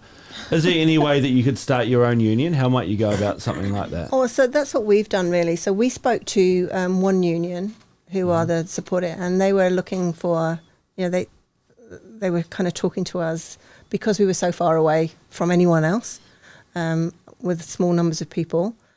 So we started our own union, and we wrote a constitution to say what we wanted to do, and we set it up actually as a limited company. But because we don't take any of the profits out, everything gets ploughed back in. Not that we make any money, let's be honest, but everything goes to support workers. So you can do that. You can start your own union. How many people do you have to have a union? Can it just be like 2 people? Or does so if you're wanting to start a union, so, you know, there's 3 of us actually work at the Workers Council, But you can, if you want to start a union, or you wanted to unionize somewhere you have to have a certain percentage. So you have to have, I think it's 10% of people. I have to check that. But you have to have that. And then once you've got that percentage, you can then... Would the hardest part be to convince those people to contribute at the start? Because they have to give a little bit of money, right? Yeah, so unions typically, they want the subscriptions from their members, and it's often a percentage of your salary, but it's a small percentage. Which... If they don't pay that, they can't be a part of it? Yeah, so you have to pay Right. your dues. So if you're like in this big company and like, well, actually, if you're just in a company and like 5 people and want to be in the union, but like 2 people don't pay, they can't be a part of that. No, if there's enough people, Yeah. so like at places that are unionised, you don't have to join a union. Nobody can force you to join a Right. union. But the good thing is, if, let's say, if the 6 out of 10 make some progress, everyone benefits Everybody from benefits, it. That's the cool absolutely. thing. Yeah. Like you will not get whatever they got because you're not in the union. So Yeah. that's a cool thing, I guess. Yeah. Right. Which jobs do you think should have a solid union? I'm sure the teachers do. There's the union They for do. teachers.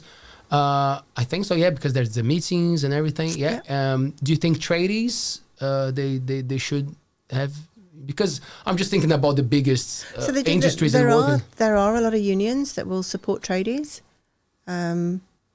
So I don't know what they are exactly, but I think there's some. So there's usually, if you, again, Google is your friend on this, if you're in a particular profession and you think, oh, I wonder if there's a union, a lot of the time there is. And then again, there's one union who, if you're in something where either you're too small for your company to be unionized, or you think, oh gosh, where could I benefit from some of this information? Or you say a small company, you can join one union. So they're there for kind of sole traders or people who've got, you say, look, if there's only 3 of you working in a certain place, and you think, oh, I wonder where we could go. You can go to one union. Right. I think this is more of a personal, I don't know how much of your professional side will help with this question, but like, why we don't value nurses? What's happening? Which world is this? What's going on? I don't know what that is. So I was talking to a friend the other night, and she was, so her mother had a really serious fall, hospitals in, so she's going back to Australia. So her mum's gone back to Australia, which is where all the New Zealand nurses seem to go. And for some reason, again, it's back to that, I don't know why we don't pay them properly. That's a horrible job. My mum used to be a nurse. It's really hard work. Is it because we can't afford it, or we just I don't? just think we don't. And again, it's like anything. So if you look at your budget, so for example, if you're running a hospital or a DHB, and you look at all the staff that you need X amount of nurses, and it's like, well, actually, the nurses all want. What do you mean they want to be paid? They want to be paid properly. I tell you what, let's just import some people who will work for low wages. For less, No, that's not the right way to do it. The right way to do it is to say, we're training these people, and if we spend a lot of money, or actually that's education, that's become a commodity as well. But people know, so you train somebody up, but then you don't pay them adequately, and that's not the right way to do it. It's pay people. That's any job like that where you're dealing with people, you're dealing with sick, frightened, violent people. There's a whole gamut of humanity as a nurse that you get, but you don't think I'm worth giving me a sensible pay. I think that's something wrong with the way that our economic model works, because that's about economics, not about people then. So. And we're talking about probably one of the most profitable industries ever, which is the pharmaceutical one. Right, that is pumping all these jobs. So, not good, guys. A moment of silence for the disappointment towards the pharmaceutical industry. I'm gonna sip my tea. Get some sun, eat healthy, and fuck those pills. Let's go for the questions for the audience. Did you like that? It was a bit harsh. No. So what you mean? Thank you. Hanako, dear Hanako, thanks so much for watching and supporting our show. Hanako says, hey, do you have some techniques on dealing with difficult and annoying customers or clients? Great question, Hanako. Thank you. The other side of the equation, eh? Yeah, absolutely. A smile's always good.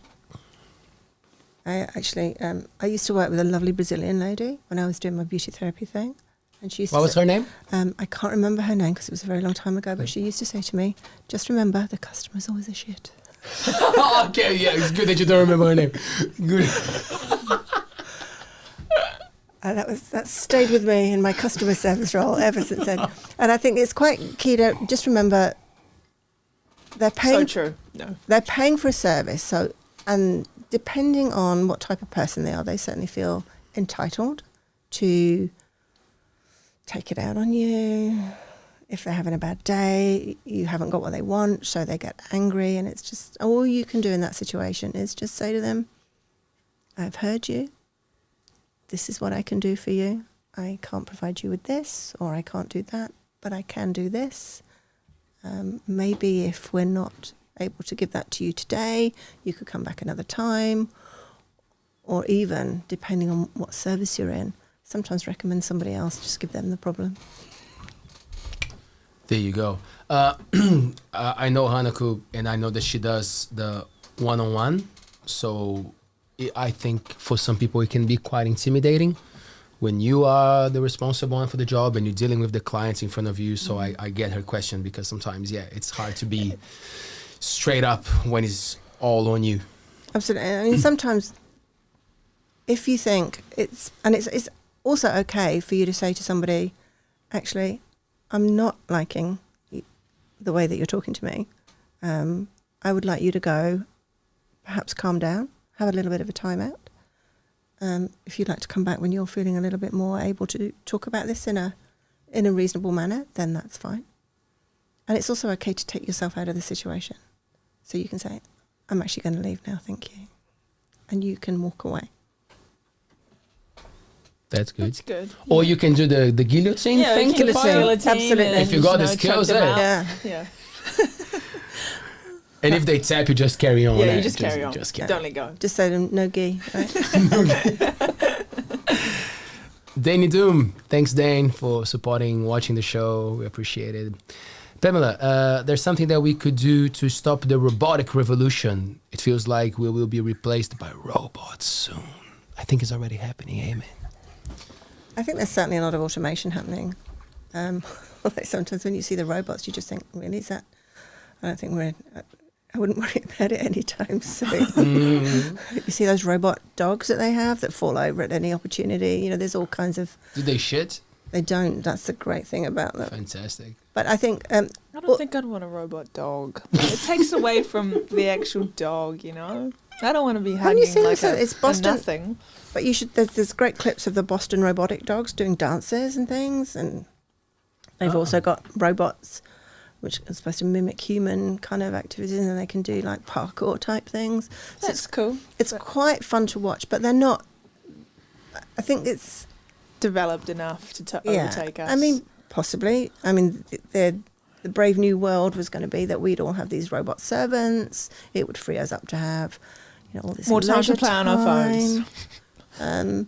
But I think it's absolutely right that we automate some stuff, because the idea was that the automation would take away the laborious stuff that's easily automated, and actually it would free people up to do more value-based work, I think is the right expression. So that actually then what you would do, but of course the bit that's missing in all of that is then once I've done that as a boss, I think, oh, that's a lot cheaper than having people. I'm not going to train them up. So there are certain things, but I think we're still quite a long way, in fact we're a very long way away from replacing everything with people. With robots. With robots. Yeah. I just outed myself as a robot. Little glitch. But it is something that we should be mindful of. So as an example, you see companies, and now you can get little apps that do a lot of the things like reception work now. You can get an app that actually, when you go to a company, you just log in on the iPad and the person that you've come to see comes and takes you off to the meeting room, as opposed to having somebody sitting there waiting for somebody to come in, taking all the parcels in, doing all that. So those kind of jobs are potentially going to go. I think that would work better with an universal income attitude, because the excuse is always, that's not good, because what would happen with those people who are serving and doing the checkouts in the supermarkets? And you're like, well, if those people are getting enough to survive, if they're getting a little bit of money, then they don't need that job. Some people will say average, some people say not. I think it's essential, as you mentioned before. But it's always an excuse for people to say that. And why don't you train them then and give them a better opportunity? Although, to be honest, I was at Countdown, I think it was Countdown the other day, at the self-service checkout, because they only had one checkout open. So you couldn't go, because my preference is always to go to somebody, because I think self-service checkouts they're going to replace everything with the self-service. But so many times I had to call somebody over to help me because it didn't recognise an unexpected item in the bagging area. Or could you put? It's like, I've put that down. Why are you asking me to put it down? Yeah, I know, it does it all the time. It's like you have to put the fruit on the scale, and then if you've pressed the wrong thing, then it's like you need to get to customer service. And I'm like, oh my god. What's the point of actually doing this? I should just go to a person. And in fact, my partner was with me, and he said to the lady that came over to help us, he said, I don't think the robots are going to take over anytime soon. So it's quite a good question. And I think there's so many glitches in it still. And of course, one of the things that's happening, certainly was happening a lot in the UK supermarkets, where people were putting through avocados as like lemons. That's why they have the cameras on there now. So they were trying to do a lot of things like that. So again, but they build in that again. The supermarkets, it's so expensive in the supermarkets because they build in the fact that they know that they're going to get a certain amount of shoplifting. Instead of actually, just offer the things at a sensible price for people, then they don't have to steal it. Yeah. That's right. That's an oversimplification, because some people just like the thrill. I guess, That's right. of stealing a lemon. I don't know if it is a thing or I saw it, and it might be a thing where I think it's in Japan. You actually just walk off with your trolley, and the barcodes, the QR things that already recognizes everything as you leave, and it goes straight discounts from your bank account. So apparently, that might be the thing for some places. In pretty soon, it's all connected with the barcodes, whatever that you just leave. What about fruit? There might be a system for that. Good question. That's what I'm saying. There's much more to it, but there's probably more packaging. Probably more packaging with barcodes. They did have a system like that in the UK back in the late 90s. I remember doing that. You could go to the supermarket and you got a scanner, and you would scan the things into your trolley, and you'd put them in, and you'd scan, and the fruit you'd weigh, and then you'd scan that as well, and then you would walk out at the end, and they would do random checks. But for the most part, it was just, and then you'd pay at the end, because here's your scan. You'd put your scanner in, and then you'd put your card or your cash in, because we're still using cash back then. So it was, and that was quite, you thought, maybe that's quite a good way to do it. It's fascinating how everything goes back to trust, isn't it? That's why I was, when I was studying about New Zealand, New Zealand, I think it still is on top of countries where people trust each other, and that's a big thing when you're looking for a good quality of life at a place. It's how much people trust each other for all those reasons that you just said, either can we do the scanning thing? Can you trust that people will actually scan? Can you do the little table outside your door with avocados and with a little can to put the coins in, and then you trust that people will pay for those things, so even money, isn't it? Even contracts, it doesn't exist actually. You're just asking for someone to sign because you don't trust them. So there's in a way, right? Yeah. It's so all with contracts, because I was with a contract, so you set out the contract because you said this is what we're going to do, and you agree that. But if you ever have to refer to that contract, you know that your relationship's broken, because you should never have to invoke one of the clauses. If you've got to that stage with an employee, something's gone horribly wrong. Right. You should have been having those conversations. If somebody's unhappy, they should feel able to come and talk to their manager, whether that's their boss or whether it's somebody else in the organisation. They should have that. And if you haven't got that, then if you've got no trust in that, you've got a bigger problem. I like that. Would you like to ask something, Hector? You're giving me that look. Nah? Do you work, Hector, apart from ALTBAYS? No. Have you got a job? No. Nah? Good on you, man. Stretch that as long as you can. Living the good life. Live the good life, bro. Nice. Go hard on those games. Will do. Yeah, man. Try to monetize with them, maybe. We can help you. You knew that was going to be a job like 5 years ago, that now you can get, esports was a thing. So I guess the people that were playing. People are making a lot of money with the internet, say social media, games, and everything. Absolutely. And it's like, I remember saying to, my kids, you're never going to make, that's not a job. Learn a proper skill. And now they're all doing, they're all tech-based. Should we... Some people are making, some kids are making millions off of some esports tournaments. Absolutely. I saw that they win something and it's like, gosh, these are... that took away your whole, get out of there, you're never going to make money, get out of your bedroom, get out and play. I mean, that's all stopped now because there's money in it. And I remember saying to when my son was watching somebody else, I'm like, why are you not doing the game? Why are you watching somebody else? Yeah, I know. So many people do that. So many people watch somebody else play the game. It's now, but like it's on Twitch and become a stuff. big, it's now an industry. So how long is it going to take for the children to say, hey, you stop that job, you come here and watch the games with me? It'll be something like that soon, right? So let's play this game. That'll be great. I'm waiting. I'm waiting. Are you worried, though, that I don't like to give shit to the new generation because I think it's just an old way of thinking, like people who say that they're not understanding the evolution of things. Things change and we got to adapt.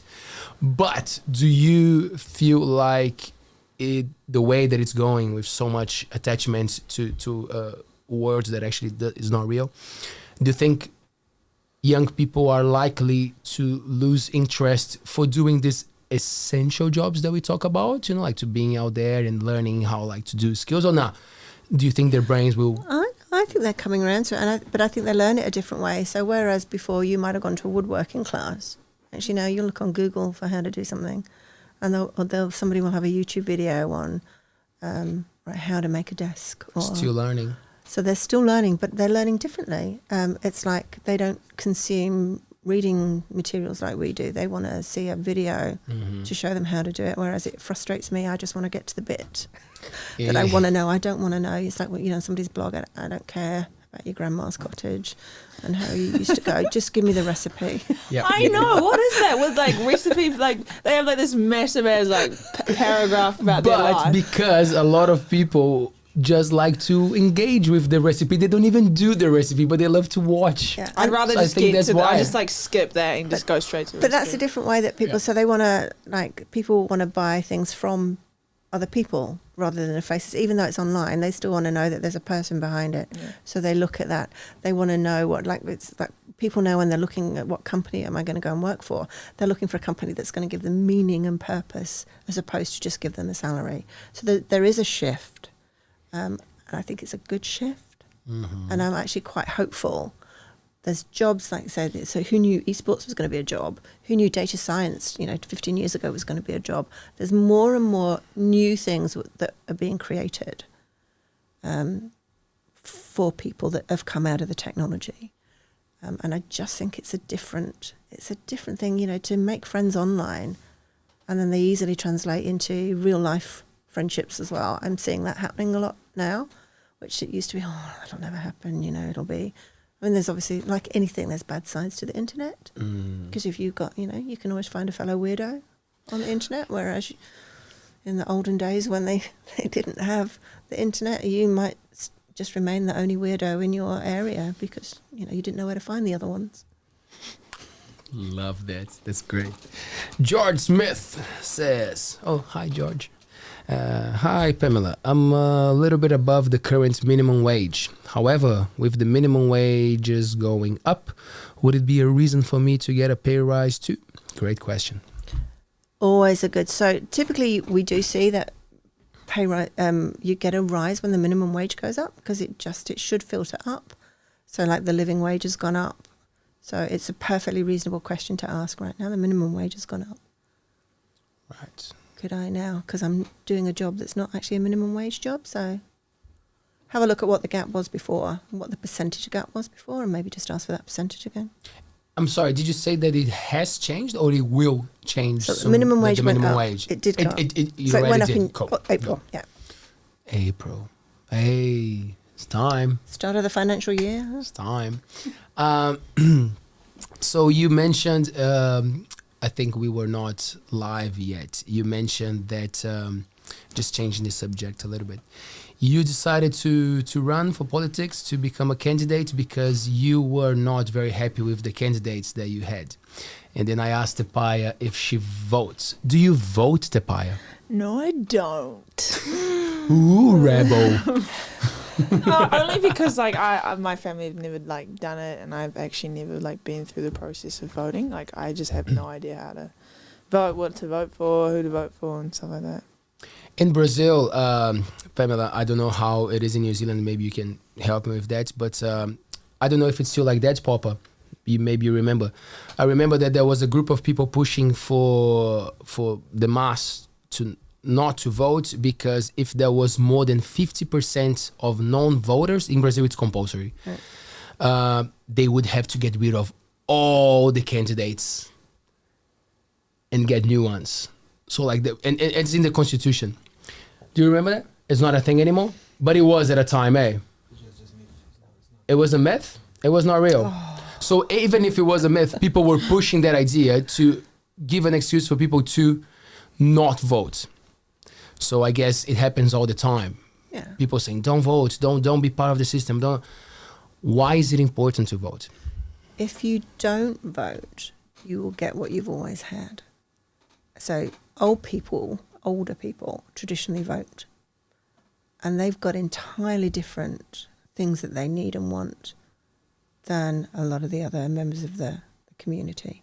So it's really, I think we need to try and encourage the younger people to come out and vote, because you're going to end up with whatever the old people vote for. So as an example, using the UK, Brexit, the majority of people who voted for Brexit were older. And the younger people who didn't want Brexit because it's a bit disastrous because you can't easily travel around Europe. It's cut off a lot of job opportunities. There's a lot of things that have happened which they didn't want. But again, not enough of them were able to get out and vote. And they've actually trying to make it a lot easier for the young people to vote here. So, for example, in the last, I think one of the might have been the last general election or the last by-elections, I can't remember which one, but they were putting voting. So now you can register and vote on the same day. Oh, okay.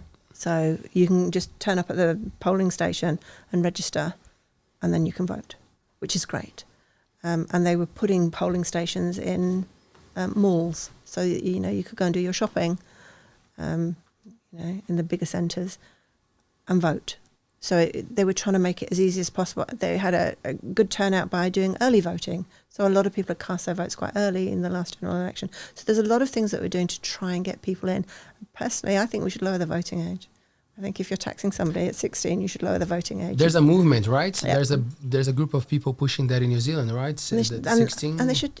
At 16, you can pay tax, you can get married. I don't see why you can't vote. People say, oh, they're not mature enough. Well, I'm not sure that being 18 suddenly makes you mature. It doesn't. I can tell you right now, it doesn't. It doesn't make any difference. But and then I see people in their 60s and 70s that, same thing. So I'm not sure you should be voting. Yeah. Or you should, if you want to do that, then let's wait the voting. Your vote counts. Once you get over a certain age, your vote counts. Not quite as much, because you're voting usually for the status quo. I'm not saying everybody does. I can't make a generalisation like that. But it is, people do tend to look out for their own interests, obviously. Yeah, it's a common thing. They make it complicated all the way through, and then when it's time to get the votes, suddenly everybody speaks the language of the people. But then people are distrust, like they don't want to be part of that because it's all formal and shit. But it's a big game. It's a big way of putting people out and losing their rights to actually get something. So Yeah, I'm on the same because I don't like the idea, because it feels like you have fried chicken or French fries as option always, like it's only two things that you're like, I don't like that, like can't I choose something else? But if we don't actively try to change that, it's just going to take longer, right? It seems to me, so MMP came in New Zealand in the 90s, late 90s, I think, but there still seems to be a bit of a kind of first past the post mentality. So it's only two parties. And it's like, actually, you've got quite a few parties that you can choose from. And MMP works really well in Germany, for example. They've got a really good green-leaning government there. So you've got that. It means that everybody's got a voice. So that even the smaller voice, if you get over 5%, the smaller parties can still have a voice if they've got enough support. Especially because sometimes they have ideas that is good for most of people, right? And you don't have to support the party itself, but the ideas are good. Yeah, and I tell you what I am seeing with voters is there's a lot of single issue voters now. So I can't vote for you because you don't support this thing. And it's like, well, no one else actually supports that either. But for some reason you think that this particular party should. So, okay, well, what does that mean? So you're going to go over here and vote for them? But you're not going to get anything that you thought you would. So again, it's a very personal thing, voting, and people vote for people. Same thing again. It's like you buy from people, you vote for people because you like the look of someone. Name recognition is hugely important because people panic when they get in the polling booth. They think, I don't know. Who do I? Oh, I recognise that name. Tick. It's like, it's quite a. It shouldn't be. I think we've built up this voting myth. It's not difficult. It is really not difficult. It does take a bit of work to actually look and see if you can find a policy first of all, and then what policies? What does that mean for me? What's the impact of that policy? How am I gonna? What's important? Is it the environment? Is it? And I always say you can have business and environment. They're not mutually exclusive. You can have a sustainable business that makes money. There seems to be, it's either one thing or the other. So again, the narratives are oversimplified. When people are talking, it's all very black and white. There's nothing nuanced. And of course, every issue has got nuances, but we don't, either because of the reporting cycles or the way that our brains work, we're always looking for an easy solution. And there aren't really that many easy solutions. I mean, it's obviously easy solution is, I wholly support a UBI. I think you should have that universal benefit. I think that's a really good universal basic income. I think that's a great idea. Just think where they've started to do studies like in Finland, it's working quite well. People tend to then get jobs on top of that. So that's a really good, it doesn't discourage people from going out and finding more work, which I think there's always that, again, that's a narrative. You feel better. You got the basics sorted. You're fine. Absolutely. Now you can go and fight for something else. And it means you don't have to stay in a terrible job. Yes. You don't have to stay in a terrible job because you've got a little bit of a cushion that you can take time to find out what it is that you want, so you can leave your job rather than having to try and find another job before you leave. And it's easier to suck at things because I love that concept of accept that it's good to suck at things because it's going to make you grow. It's going to make you be better at it. But if you're worried about the pay, you don't want to go and try to see if you suck or not. You need the money. But if that is sorted, you can go and try to be better and learn more. Would you run again next elections? Yes. I'm always hopeful that we'll get some fantastic younger person to come and do it. Because again, it's really, the things are, I think you would get more younger people voting. I mean, look at the enormous impact that Chloe Swarbrick's made. Oh, fantastic. She got all those young people out voting in Auckland. She got a seat, which is absolutely amazing, because she speaks the language. There's nothing sadder than a middle-aged woman trying to be hip, or whatever the term is these days. Do you know what I mean? It's like, and it's not, I can ask my kids.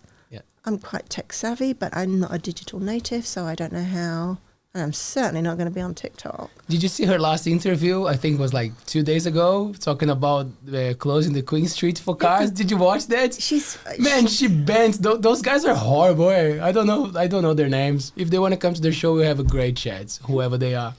But like she was just bending them, like just by being legit and authentic. That was fantastic. Absolutely. She's like a force of nature. And we need more people like that across the whole of the country. We've been doing this for almost 2 hours. When the conversation is good, time flows, time flies.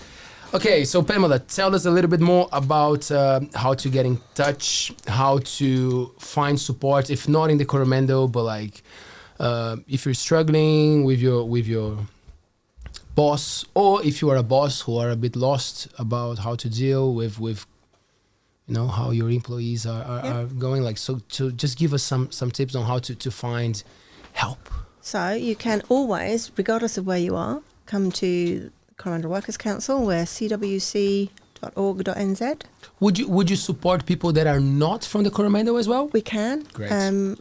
So, for example, we saw there was something on Twitter the other day. Somebody was saying that they'd been let go after the 90-day probation period with no explanation and no notice. So I said, if you need a hand, just let us know. Because sometimes some of those are easy questions. But the other thing is we can contact on your behalf. You can either speak to somebody like One Union, or you can actually go to your local citizens advice bureaus are just great. So if you've got one in your area, phone them up, because they will know all the local support. What's the name again? Citizens Advice Bureaus. So the CAB, they're sometimes known. So we've got one. Our one on the peninsula is in Thames, just by the warehouse. Cool. So they're a really good source of information for people. And they also have websites as well, so you can go on and you can find, they've got centralised things. Because most areas, so like Waikato also run community law, so there are places that you can go. But if you're really stuck, just come to us. You can find us on Instagram, Twitter. We do have TikTok. We've got a YouTube. You can look at us on there. But actually the best place is Facebook. Just send us a message on our Facebook page. That's good. Thank you so much. That was cool. Thank you. Wow, learned so much. Would you like to ask something else before we wrap it up? This has been great. No, but I hope you have a great time in New Orleans. Oh yeah, that's right. Cool. We forgot to talk about that. So you're on a mission next week? So I'm going also. I'm working for a lovely company at the moment, doing kind of people operations, which is great because I can, the other side of the coin, I can help people there. And then that supports my work at the Workers Council. But we're going to this big education conference in New Orleans. Fun. So that's super exciting. And if people want to look up the company's called KAMI. K-A? K-A-M-I. K-A-M-I. And they create this. It's an education product. They give it away free to all schools in New Zealand. As a thank you for, helping them up through the education system. And the job of the company is to really just help teachers. We want to help teachers teach. So that's what they do there. So that's pretty cool. And yeah, we get to go to these amazing conferences. Fun. How many days are you going for? So it's 5 days. The conference is 4 days. So we're there for 6 days. And then I'm actually going back to the UK after that. That's nice. Go and see my family. I haven't seen them for a while. Is it summer in the US? Apparently it's very, very hot in New Orleans. It's 34 degrees. And there's the heat wave, shorts right? And shorts and singlet. There's a heat wave in Europe at the moment. There is, countries. Yeah. My brother was saying it's really, really hot. He's in Manchester, and he said it's so hot. Get your summer wardrobe out. I've got my summer jandals as opposed to my winter jandals. Get ready. Yes, sunscreen. Yeah. Sunscreen. Lots of liquids. What else? Not much else. That's it, hey. Towel, Lots of liquids. sunny. Towel. So you need. Yeah. Absolutely. Have a Go great for a time in New swim. Orleans. Thank you so much. I hope to have you again here because this was great, and we want to talk more about politics, getting people engaged, young people. So hopefully we'll get you again. Yes, cool. Don't forget, come and vote. Young people, get out and vote in your local elections. Boom. You guys happy? Yep. Thanks, Brad. Thanks, Hector. Thanks, Papa. To Paea, always a pleasure. Thank you for having me. It was great. Thank you. Yeah. Pamela, thank you so much. Oh, thank you all. I've had such a great time. Thank you. Thank you. It flew away. It was like, boom, was like It this. did. It did go really fast. That It was always fun. does go super fast. It's fun. It proves that we're doing something cool. Nice. Thank you so much. Thank you. And just a just a reminder, this is a very important week for us in New Zealand, right? We're celebrating for the first time Matariki on Friday. So we want to get you guys ready for the celebration. So on Wednesday, we're going to have the pleasure to talk to Matua Mike Bennett, who is an amazing teacher. He was the head of Maori departments at the Magri Bay Area School for years, and now he's a social worker. He does work at the social services here in town, and he's coming to take us through Matariki, what it means, not only for the Maori people, but what does it mean? What is the holiday all about? And obviously the importance of celebrating and how in our area. So that's going to be an amazing show on Wednesday, 7 p.m. And then on Friday, we have Jude Cowder from Chops Landscaping, amazing guy. He's been living here for a long time. He's running a very successful business, planting a lot of natives around the area, which is cool. Kudos to Jude. So yeah, cool shows every Monday, Wednesday, and Friday at 7 p.m. live on YouTube. Subscribe to our channel. Listen to us on the podcast platforms if you feel inclined. Tell about us to your friends and family. And that's it, Monday. Let's get out of here. Bye.